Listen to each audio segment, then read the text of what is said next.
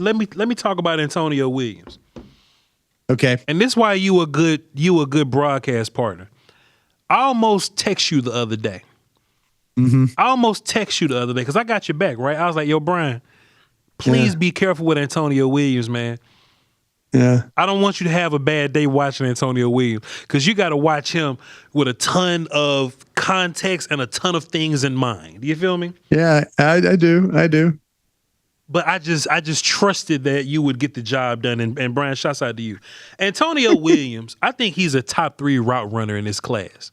Yeah, I do too. He's got so many subtleties to his game, so many switch ups, so many nuances or whatever, right? And look, when we talk about these other route runners like CJ Daniels from Miami, Casey Concepcion from Texas A&M, Bernard Surratt, Omar Cooper, this guy Antonio Williams far pushed himself in front of some of those guys as a route runner by the small things, some of the head fakes, the hand movements, the tempo changes. It's easy for him. It's smooth. You know what I'm saying?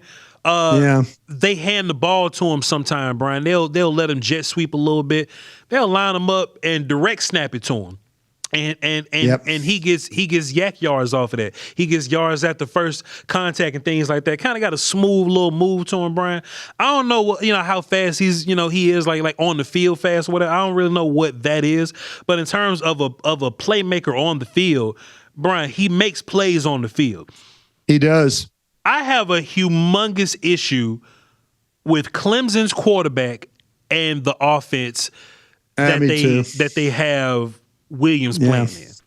Yeah. The offense, like Williams would probably be really good in the downfield game, in the medium field game, but they don't get the ball to him in that way. They throw a bunch of bubbles to him. Right. And they'll let him run his little routes. And Brian, I promise, I'm not being hyperbolic here. I feel like every single throw was late. Every single throw. Even the out routes.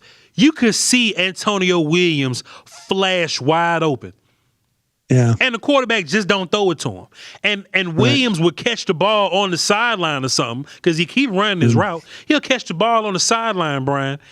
But then he gets tackled because he doesn't have room to get going or whatever. To turn. Right? Yeah. When they hand the ball to him, or they'll jet sweep him. He makes plays. Yeah, he makes plays. You see him start to make people miss a little bit, Brian. You see some of the bursty plays downfield a little bit.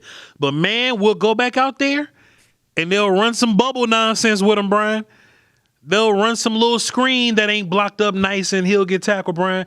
Antonio Williams requires a ton of context. But this is where I'm a coward, Brian, because I put those dudes in the third round. Typically, I put those types of dudes in the threes. I'm a coward just because I didn't see a bunch of it, so I put them at the very, very top of my 4, like a 1-4-1 for me. You know what I'm saying? I put him at the very top of my 4s. But I feel like if he played for Indiana, it wouldn't be that much difference between him and Omar Cooper. If he played at Alabama, it wouldn't be that much difference between him and Bernard. But the fact that he played for Clemson, he don't put a bunch of those plays on tape because the quarterback is always late or the play call is always making him run a bubble or some nonsense. Brian, what you think about Antonio Williams, a wide receiver from Clemson? I'm not a coward. I put him in the third round. Hey, man, that's where he should be. That's where he should be. But I'm a coward, though. I'm putting his ass in the third. You got that? Go ahead, Brian. Tell us what you got. Please, go ahead. I'm putting. This is an interesting prospect right here. Interesting. This is really a very interesting prospect. This guy is really good at working the middle of the field. There's nowhere he won't go for a ball. The burst, he get to full speed in a hurry. He might not be able to keep it up, but he does a good job of accelerating off the line of scrimmage. I think he catches the ball well on the move. I think he could get north-south in a hurry. I think his hands are natural. He doesn't fight the ball at all. He's able to extend without letting the ball get to his body. I don't know if he's a field stretcher when it comes to that, but I think he plays fast from the snap until the whistle. I think he's that kind of a player. But he could bring in some challenging balls too. You mentioned Cade Klubnik. That ball sometimes is all over the damn place, and he's able to kind of go get it. I thought he was kind of a slippery guy, the way he played with the run after catch. He could probably be a slot receiver for you. It's 6 foot, 187, but he's got, he could run. He could throw the ball. I've seen him who was against? I think it was Syracuse. He threw a ball for a touchdown. Yeah. I mean, he runs jet sweeps. You talk about the context of a player. I thought this guy with the right quarterback, and it's a shame he didn't have the right one this year at Clemson, could be an outstanding player. And he was an outstanding player at Clemson. I put him at the top of the third round. I put him ahead of all those guys you talked about. Daniels, Brazil, Lane, Skyler Bell. I put him in the top of those guys because I thought he was a better player. Yeah. I really did. I just watching him play, I thought he was a better player. So I got him in the top of the third. He's likely going to be one of those guys, VOCH, when you and I are working on the draft. And, and Kyle Yeomans goes, who do you got in the fourth round that's your best player? Williams will probably be this guy. But I have confidence. This guy's a legitimate third-round player. And I thought he was better than the guys that I mentioned that I have in the third round. So since I'm going to stop being a coward, my board reads like this. I still have C.J. Daniels from Miami at the top of the third. Okay. But I'll put Williams right behind him. Okay. And then I got Burks right after. Yeah, Burks. I've got him down there in the fourth, and he's probably a better player than that. But that's cool. But my fourths are Bell, Lane, and Brazel. So yeah, you are right. Yeah.